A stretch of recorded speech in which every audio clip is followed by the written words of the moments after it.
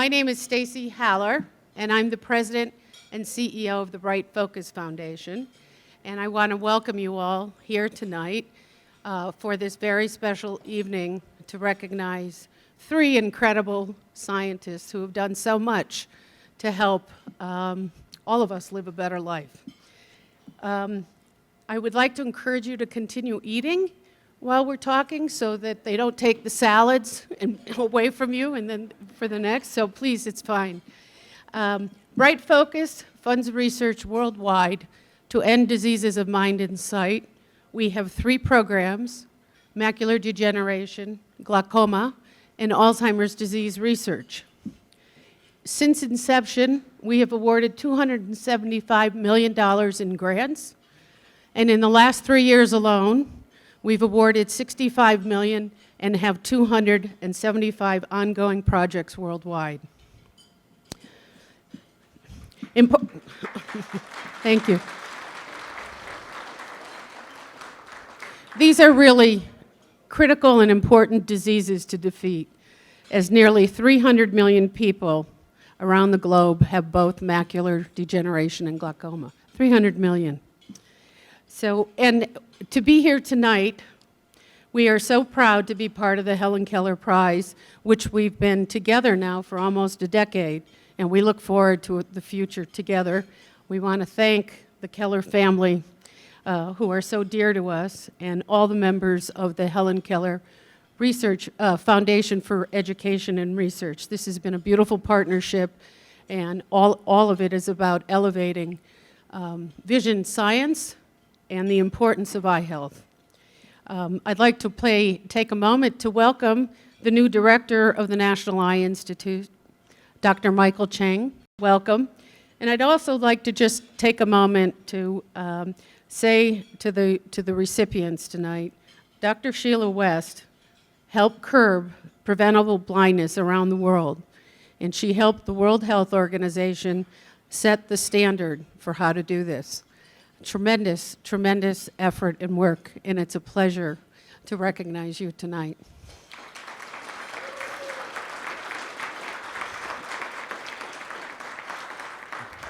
And Doctors May Gordon and Michael Cass, who have transformed the understanding and treatment of glaucoma.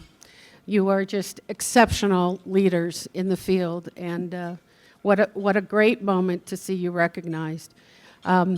Part of our partnership with the Helen Keller Prize was our desire at Bright Focus to really raise the visibility of vision research to a larger audience.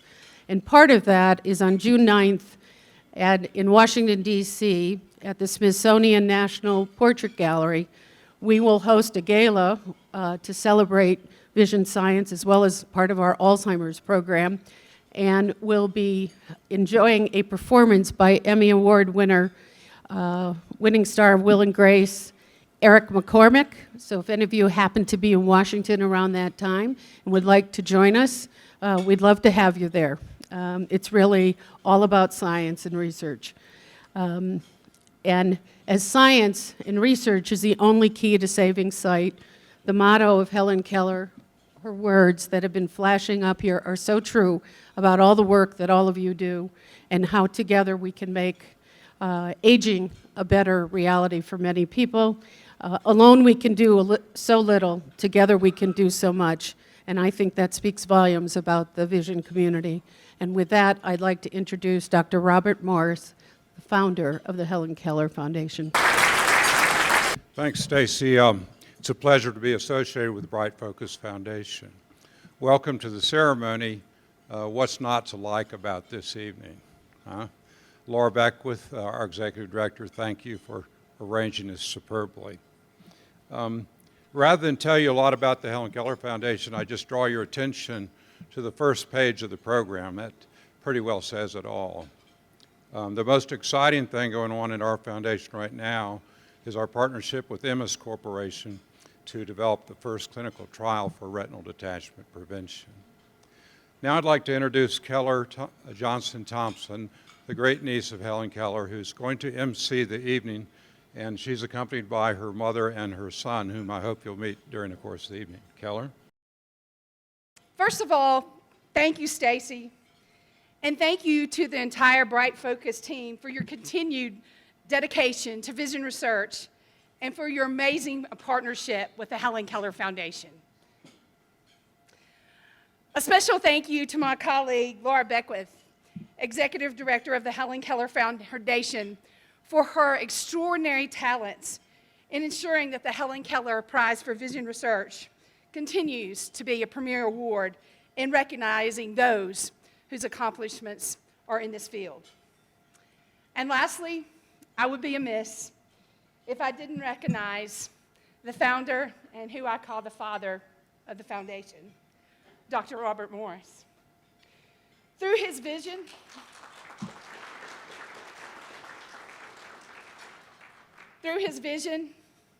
his dedication to the ideals of Helen Keller, and his tireless effort, he has helped answer Helen Keller's plea to help me hasten the day when there shall be no preventable blindness. On behalf of the entire Helen Keller family, thank you, Dr. Morris. What you mean to our family and to so many others. Thank you. What you mean to our family and to countless others. You've inspired us, and you have given us hope in the midst of uncertainty. So thank you. A few moments ago, I sat by a friend, and I know you're not supposed to do this. At least my kids say you're not supposed to, but I glanced at her phone. And when her word for the day popped up, it was persistence. I kind of like to think of persistence as something else. I like to align it with the phrase, stick-to-itness. I'm well acquainted with the word persistence, as I'm sure all of you are that are in this room, certainly. I think of tenacity, of grit, of endurance. Even so, this doesn't mean that I find persistence an easy feat. It takes work. And sometimes you have to act like you're a dog with a bone. You really have to grind down on it to get what you're looking for. This single word, persistence, reminded me of the 1962 movie, The Miracle Worker, starring my friend Patty Duke as Helen Keller and Anne Bancroft as her teacher, Anne Sullivan. I have seen this movie countless times, as I'm sure many of you have, but I had forgotten the great impact it had on me. Most of us all know the remarkable story of Helen Keller and her accomplishments despite being deaf and blind. Thanks to the dedication of her wonderful and inspiring teacher, those accomplishments were brought to us. And sometimes it's just so easy to forget that Anne Sullivan faced many challenges in her life as well as the life of her student. She grew up as the daughter of impoverished Irish immigrants. And we have some great friends I've met from Ireland, by the way. Can't wait to visit that country one day. At a young age, her sight was severely damaged by a disease called trachoma. At the age of 8, her mother died, and she became a ward of the state of Massachusetts, growing up in the Tewksbury House outside of Boston. She underwent countless eye surgeries before her vision was partially restored. She was actually sent to the Perkins School for the Blind in Watertown, Massachusetts, where she excelled in academics, graduated valedictorian her senior year of high school.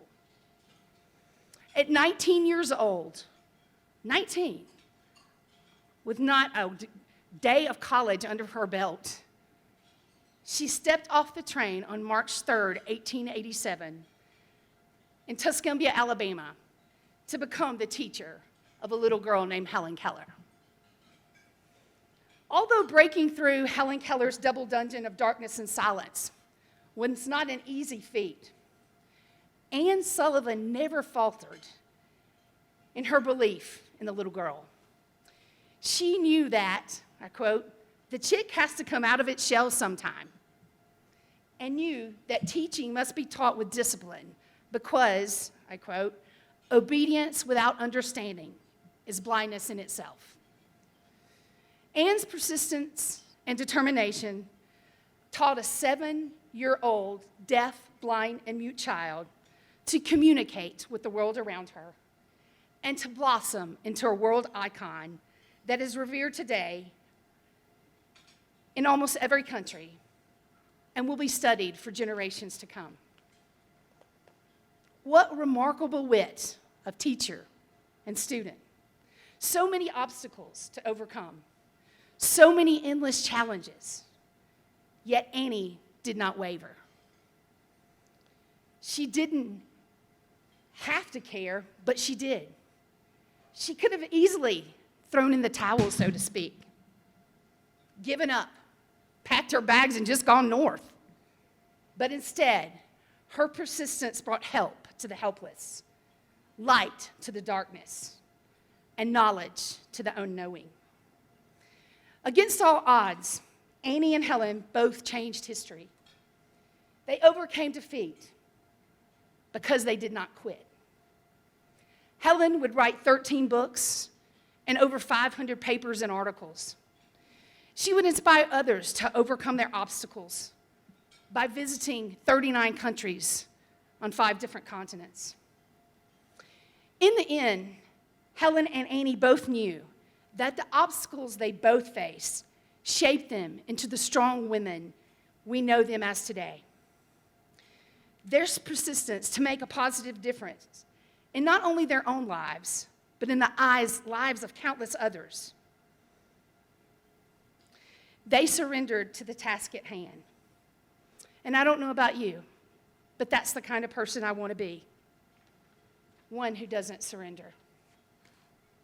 Tonight, we honor those who have chosen the road of persistence and have dedicated their life's work to help those who suffer from vision loss. At this time, I would like to acknowledge the selection committee of the Helen Keller Prize for Vision Research. I've already seen Dr. Nicholas Delamere here this evening, Dr. Delamere. Also, Dr. Bronwyn Bateman, seen her as well. And certainly, Dr. Emily Chu, just walked in. And also Dr. Terry L. Young. Thank you so much for your dedication and for your service to us on this very special committee. Thank you.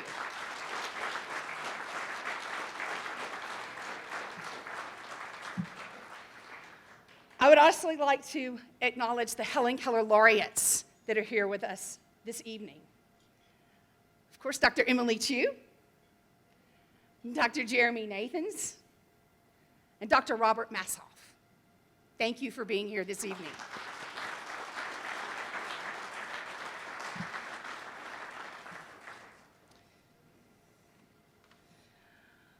Dr. Peter McDonald is the director and William Holland Wilmer Professor of Ophthalmology at the Wilmer Eye Institute at Johns Hopkins University School of Medicine. Please join me in welcoming to the podium Dr. Peter McDonald. Well, it's a great opportunity to offer my congratulations to the leadership of the Helen Keller and Bright Focus Foundations for choosing 3 awardees who are people that I've long admired, and it's a pleasure, and I thank you for asking me to speak about one of these awardees. Dr. Sheila West received her doctoral degree, her first doctoral degree in pharmacy from UCSF, and then followed that with a PhD in epidemiology from Johns Hopkins, where she served as program director of pharmaceutical studies. Originally, she studied liver disease in the Philippines, but the world of vision science was changed forever when she joined Al Summer in the Wilmer Institute's newly formed Dana Center for Preventive Ophthalmology, focusing upon the causes and prevention of major ocular diseases. Here she is in the Middle East with Al and Hugh Taylor, and I was a first-year resident at this time and remember this as pretty much a shouting match with these 2 guys, and Sheila being the voice of reason and moderation in that group. Sheila's been a distinguished and powerful intellectual force at the Dana Center and Wilmer and Johns Hopkins ever since. She's changed global healthcare policy. To provide a few examples, Sheila was the first to report the association between smoking and the development of nuclear cataract, an association that eventually made its way into the Surgeon General's report in the chapter that she was asked to author. The longitudinal Salisbury eye study, which she initiated, was an intensive investigation of a racially diverse population in the Delmarva Peninsula. It has yielded a trove of insights, including differences in the prevalence of cataract and AMD between whites and African Americans. These discoveries led to her abiding interest in racial disparities of health before there was such a phrase, in general, and building a major research team and portfolio around the impact that eye conditions have on patients' quality of life. She and her colleagues were also the first to report risk factors for diabetic retinopathy among Mexican Americans and to identify glaucoma as a leading cause of blindness in this same population. Globally, Sheila is best known for her pioneering work on the prevention and control of trachoma, and that's what's going on here. One of her most enduring contributions was her demonstration that simple face washing could dramatically reduce trachoma incidence and prevalence and reduce the infectious burden within these communities. This was followed by studies carefully evaluating the success of trichiasis surgical techniques and their outcomes. Both have been powerful forces behind the development and implementation of the World Health Organization's SAFE strategy: surgery, antibiotics, face washing, and environmental sanitation, a program that is making enormous progress in eradicating the world's most common infectious cause of blindness, and on whose advisory committee Sheila has served for over 3 decades. Sheila's earliest work on trachoma began in remote, somewhat desolate areas of Tanzania, but even in that distant location, she was able to encourage young people, including her own daughter Allison, and countless medical students and fellows to follow in her footsteps and have an impact on the world. Of all my faculty, Sheila's photos of her in her workplace are the most interesting and fun to see. Impactful research has been only one aspect of Sheila's highly successful scientific career. By way of example, she served on numerous NEI committees. She chaired the 2007 National Eye Institute Ocular Epidemiology Strategic Program Planning Panel. She's been a longtime prominent member of ARVO, having been a trustee, chair of the Program Planning Committee, and our first female president of ARVO. She was editor-in-chief of the journal Ophthalmic Epidemiology and has been a member of the board of the Alcon Research Institute and the jury of the Helen Keller Prize, and was a member of the search committee that recently identified our fearless new director for the National Eye Institute. More mundanely, for someone so accomplished, she's had continuous research funding for over 40 years and published about 500 peer-reviewed scientific articles. While epidemiologists rarely achieve general scientific leadership at their home institutions, when I surveyed my Wilmer colleagues about who would be the perfect inaugural vice chair for research at the Wilmer Institute, Sheila was the overwhelming consensus choice, and rightfully so, as she combines a keen scientific mind with unbridled enthusiasm for all things research. She inspires junior faculty to share her passions. During her tenure as vice chair, our research funding doubled at the Wilmer Institute. Above all, Sheila's a wonderful human being. She's a magnet for young people who love to be with her and have fun with her and enjoy her. She cares deeply about her students, and they love to be with her, as do her junior faculty collaborators. The title of a recent article about Sheila in the Hopkins Press very aptly pointed out with its title that Sheila's made mentoring into an art form. She's always open to new ideas, and she's truly a joy to work with. This plaque commemorates the creation of the Sheila K. West Professorship in Ophthalmology at Wilmer. This reflects the respect and admiration that Sheila enjoys amongst her Wilmer and Hopkins colleagues, and we are delighted that her name will live on forever through the efforts of future generations of vision scientists. In addition to looking out for the members of her Wilmer family, Sheila takes delight, of course, in her own family. And Sheila, all the members of both families are thrilled, and on behalf of both of your families, it's my pleasure to offer heartiest congratulations on this wonderful recognition. Thank you. It is my distinct honor to present to you the laureate who has waited the longest for her medallion. But it is quite an honor to present Helen Keller laureate, Dr. Sheila West.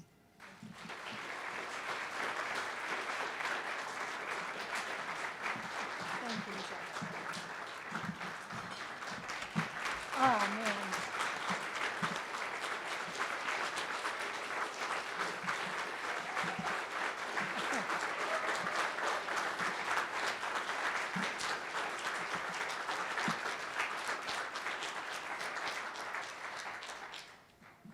Don't do it, don't. Peter, thank you for that gracious introduction. That was very nice. Wow, finally.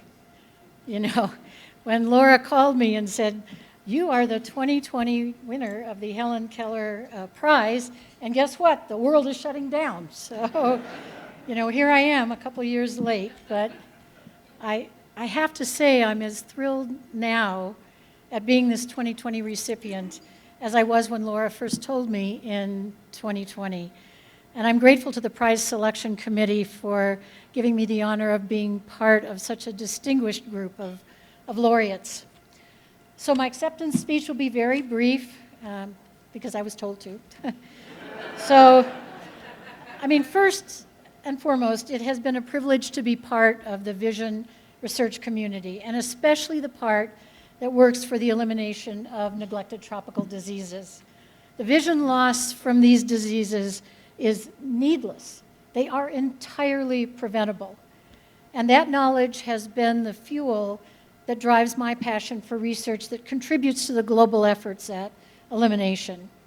So this award is a tribute as well to my trachoma research colleagues, some of whom are here tonight: Maraf Wole, Serge Resnikoff, Emily Gower, Chris Brady, and also to my colleagues in countries, in communities who have firsthand witnessed the devastation from these diseases.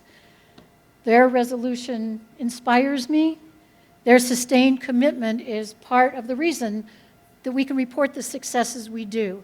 A 91% reduction in the number of persons at risk for trachoma. Imagine that, 91%. 13 countries. Yeah. Here's to that program. 13 countries already eliminated the disease, more in the pipeline. My gratitude also goes out to the foundations and institutions who fund public health research. It's always messy, that type of research. You know, humans are not lab rats, they're not cells, and it's very expensive. So to people like Brian Hoffland at RPB, to people at the NEI, Edna McConnell Clark Foundation, and others who took a chance on funding research on diseases that aren't priorities for the most part. And your donors probably don't even know the names of most of these diseases. So I consider you all visionaries as well. Moving on, there's a quote from a program, Ted Lasso. I don't know how many of you know this. It goes, "A good mentor hopes you will move on. A great mentor knows you will." So this award acknowledges the mentors who inspired me and who, yes, were incredibly infuriating. You saw them, Al Summer and Hugh Taylor. And I probably learned how to be infuriating from them. But they didn't see a young woman, a non-clinician, trying to break into clinical research. They saw a future partner, and I am indebted to them. One's colleagues are also part of this pool of support, those who gave of themselves to make me think more broadly and more deeply about the kind of research I do, and I am grateful to them. And for me, this network also extends to supporters that include my students. It has been my blessing to have them. Sometimes it's just a summer project in Africa that changes the life trajectory of a young person. And sometimes it's years and years, you know. But always, and I mean always, I have acquired a valuable lesson about research as well as life from these interactions, and I'm the better person for it. So indulge me now as I conclude, because there are those who made sacrifices in their lives that enabled me to commit to the long hours and the extensive travel that was necessary for my research to succeed. And this must be acknowledged. First, to my husband, Matt, who may not have understood what I did, but he did understand the compelling reasons behind it. And to Allison, daughter extraordinaire, who bore the brunt of my choices to live and work overseas. She was intrepid, spent summers traipsing around with me. You saw some pictures in the bush in Tanzania, in huts in Niger. Sometimes she was pressed into field work when she got old enough. And sometimes I wasn't there. Allison, for you, there are no words. So thank you for this honor, the opportunity to pay tribute to everyone who contributed to me being up here. Thank you so much. The 2020 Helen Keller laureate, Dr. Sheila West.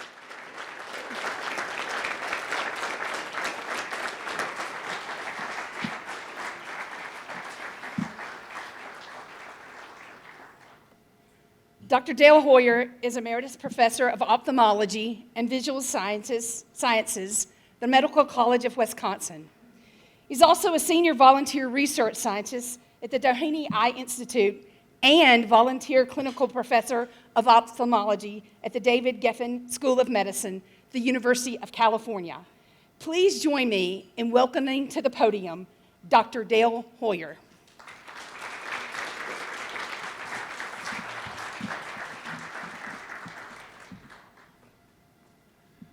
Well, I'm delighted and vicariously honored to be here to participate in the recognition of two dear friends and colleagues, May Gordon and Michael Cass. These are people who, their examples should be the path for people to go forward and achieve new things in their lives, just as the Helen Keller Prize was envisioned to do. And it's appropriate that we're here concurrent with ARVO, because a third of a century ago, at a lunch sponsored by Mike and May, a number of glaucoma specialists were brought together to see if there was enough interest to even do a study of ocular hypertension treatment. That study not only went on, but Mike and May developed a true family of investigators and coordinators who exceeded the recruitment goals, over 1,600 patients with 3 separate phases, the results of the third phase of which have just been published last year. And we'll talk briefly about that, and I know May is going to talk a little bit about some of the results. The American Glaucoma Society decided that it wanted to identify the top 100 papers that have influenced clinical care of glaucoma. And actually, one of Dr. West's mentees is one of the authors of this paper, so it's a small world after all. And they did this with a very rigorous methodology, and it turns out that of that 100, the oats study won the gold, the silver, and the bronze. If that doesn't give you some idea of the impact this study has had in our field, I don't know what to tell you. If you look at the citations for the two primary papers from Oates 1 are up in the range of 2,000 citations. So this is extraordinary recognition by others of the impact of this work. So I'm going to take a little different tack than Peter did. It's more about the people from my perspective than necessarily their science. So we'll start with May's background is really interesting. Her parents were part of the internment at the beginning of World War II. They were moved from Oregon, central or western Oregon, to the eastern part. And ironically, this picture in the National Congress, the Library of Congress, shows May's mother and father on the left there. May didn't even know this photograph was in the Library of Congress, so it was kind of cool that I found it. And actually the folklore was that in that picture, because she has a different version of the same picture, that May was in utero. Well, if May was in utero, it is the world's longest gestation. Which probably accounts for how bright she is, but at any rate, May was born during their internment, and there's actually a mural from one of the photographs featuring her family in Nysa, Oregon, which is on the eastern end of Oregon. It turns out it's only about an hour where I spend my summers in Idaho. So one of the things on my to-do list this summer or fall is to go up and check out that mural. One of the things I was really dismayed to learn is that having already suffered the ignominy of being relocated, there was no effort to bring people back. They had to earn their own money to buy a truck. I can almost picture the Beverly Hillbillies without the oil well traveling back because May and her family were in the front and the extended family was in the back of the truck. May grew up on the family farm they finally got back to, and I think those of you that know May, she's got an incredible work ethic and energy. She's often characterized as the Energizer Bunny. She's an avid cyclist, whitewater rafter, and a multiple trophy-winning karate expert. Now, she will tell you it's not about contacts, it's just about form, but if there's a dark alley around here, I still don't think you want to meet her in it. Being on that farm, I think, also gave her a passion for good food and preparing it. And those of us that were part of the Oates family more than once enjoyed something special she had prepared. And she has an annual party on New Year's. She also, growing up on a farm and perhaps the roots of the internment, she loves to forage. So seafood, eat it. That's my diet plan, but that's a different approach. Now, May earned her bachelor's degree at Portland State University. Afterwards, asked her about being invited to testify before the House Committee on Un-American Activities. She did not get locked up in Guantanamo, just to make that clear. She went on to earn her master's and doctorate degrees at University of Wisconsin-Madison. And most importantly, she met her husband, Bob Gordon, whom she married in 1969. Their son Michael was born several years ago, or several years later, and well, both actually, I guess. And the picture on the right also shows their nephew, who they were instrumental in raising. Alex is in IT, and their son Michael is an entrepreneur now in the Seattle area. She had a joint appointment after finishing in biostatistics and ophthalmology at WashU. She was the first woman to achieve the rank of full professor in ophthalmology at Washington University. She has a bazillion publications. In addition to coordinating the Oates study, she also coordinated the collaborative longitudinal evaluation of keratoconus study, which was the first multi-center study from the NEI funded in optometry. And she won an award from the optometry folks based on that. She developed a bunch of other measures we can talk about later. Michael was born and raised in Chicago. Early on, he had an affinity for water. He still enjoys swimming. And here's an early picture with his father on a family vacation. I think that's near Palm Springs, the world-famous Palm Canyon. I had to look it up because he started off at University of Michigan, but the lure of Chicago, either that or a rejection of maize and blue, apologies to any University of Michigan folks, brought him back to the Chicago area where he earned his bachelor's, master's, and his medical degree at Northwestern. He went on to do his ophthalmology and glaucoma training in Washington University, and Bernard Becker, who was an astute an exceptional scholar himself, said that Michael was among the best students to ever come through their residency. High praise from a man who I don't think dished it out very much. During his residency, he also served our country, so thank you for that, Michael. Here's Michael with his beautiful bride, Charlene, and we all know that behind every successful man, there's one of these. And more recently, it's interesting, we have the best photographs usually from weddings. And earlier this year, his fourth son was married, and you see, most of the clan there. Here's Michael with his first son, David, and David's daughter, Rebecca. She must have been a lot to handle because you can see they both have their hands on her to hold her tight. Rebecca grew up, did okay. Here she is at her bat mitzvah. Here's Michael with his second and third sons. And on the right is Sabine, Paul, the second son's daughter, Michael's granddaughter. Here's another view of most of the clan, 3 of the 4 sons at the occasion of his eldest son David's 50th birthday. And on to his academics. He had a brief stint at Yale, but then went back to WashU where he rose through the ranks. And I think in this picture he's channeling his inner Tom Zimmerman. That's the only thing I can think. Those of you that knew Tom know what I'm talking about. Yeah, either that or he's also demonstrating what a large shadow he's cast on our field. Or maybe it's that he's not a zombie, I'm not sure. Michael's held multiple leadership roles at Washington University, including department chair, and was a senior associate dean for human research protection, which has got to be the definition of a thankless job.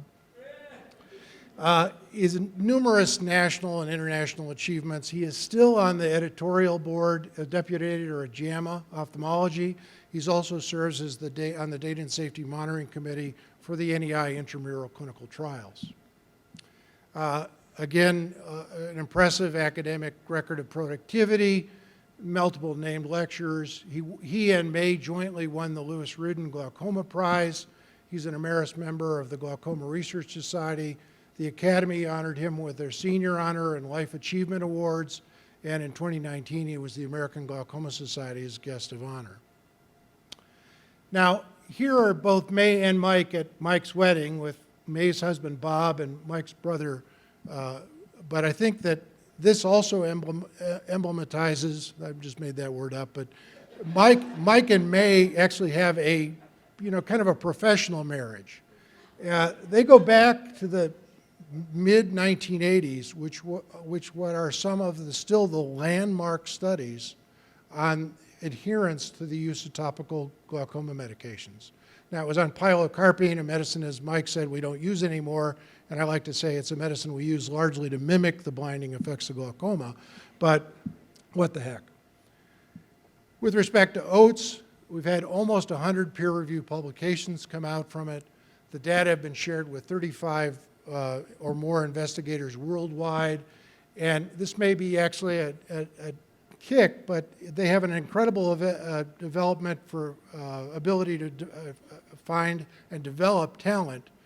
A number of us turned to the dark side, having worked with it, department chairs, deans, university presidents, and even some members of the Institute of Medicine. So amazing group of people, and even apart from this, it was an amazing family at working with oats. So I mentioned briefly the 20-year paper, which was just published last year. It was too new to be included in the AGS, or I'm sure it would have been number 4. we wanted to leave some room for other people to be on the list.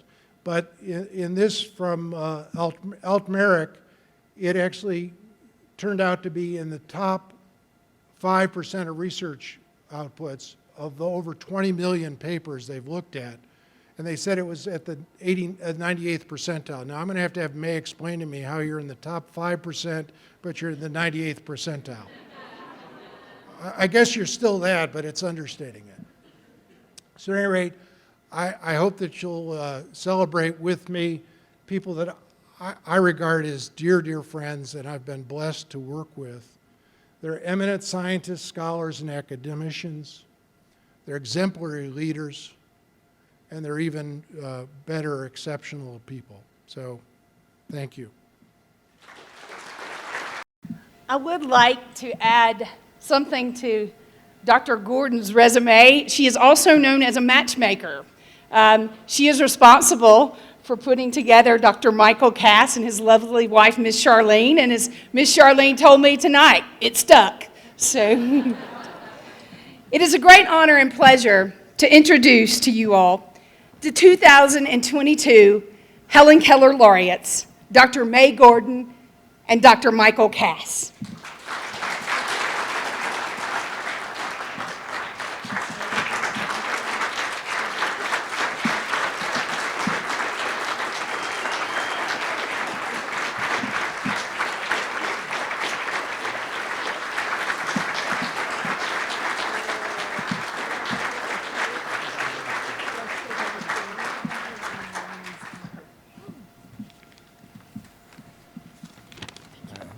Forgive me for a moment while I arrange my spontaneous remarks here. Well, first, I would like to congratulate Sheila West on receiving the Helen Keller Prize in recognition of her great contributions to vision science and public health. Congratulations, Sheila. I thank the Helen Keller Foundation, Bright Focus, and the members of the selection committee for this extraordinary honor. It is humbling to consider the great contributions of the previous awardees. And as always, I thank Dale Hoyer for his inimitable introduction. No one does it better. This is a time for reflection, to think about the mentors who guided and encouraged me, and for the collaborators who were so key in making sure that the research really happened and happened well. Mentors, well, Bernard Becker, who won this award in 1995, but also Ronald Byrd, Alan Kolker, Stephen Potus, Ted Kruppen, and Robert Moses. Collaborators, too many to possibly mention, but I will mention three: Dale Hoyer, Eve Higginbotham, and Richard Parrish. The three of us have been working together for more than 3 decades. We first started on the 5FU and glaucoma filtering surgery trial, which demonstrated, this was led by Dr. Parrish, by the way, this demonstrated that giving tiny doses of anti-cancer drugs topically to the eye markedly improved the results of glaucoma surgery. This has been widely taken up and is now used throughout the world. Now, the same trio of collaborators was also key to the ocular hypertension treatment study, which is better known as OATS. My primary collaborator has been and continues to be May Gordon. It's not often you find a collaborator who can see the big picture and yet deal with all the little details that make all the difference for excellent science. Over the years, May and I have done a number of projects. Dale mentioned one where we studied compliance with eye drop therapy using a little electronic bottle that David Meltzer developed that recorded the day and time every time you put drops in your eyes. Now, we found that some people managed their medicines well, others were erratic, and some had long periods of time where they gave no medication. And this, of course, leads to vision loss. We also studied, we did a lot of homely studies. We also studied whether people could actually put drops in their eyes. We observed them, and we found that Some of the drops wound up on the cheek, the forehead, the nose, and some people had to use 9 or 10 drops to get one in the eye. And of course, this is a great waste of expensive medication. And then the third thing that I'll mention is that we conducted studies about whether lowering eye pressure in people who had high eye pressure but were otherwise normal could delay or prevent the onset of open-angle glaucoma. This eventually led to OATS, which Dr. Gordon will describe in a second. I want to close with a childhood memory. As a child, I remember television coverage of Helen Keller. As she traveled around the world, she was greeted like a head of state. People came to the airport to see her and to, I guess, be inspired by her. She radiated courage, determination, optimism, and hope. It is my hope that we will continue to be inspired by Helen Keller's life, and through our work and the work of our students and our students' students, we will continue the fight against blindness in the world. Again, my thanks for this prestigious honor, and I turn the microphone to Dr. Gordon.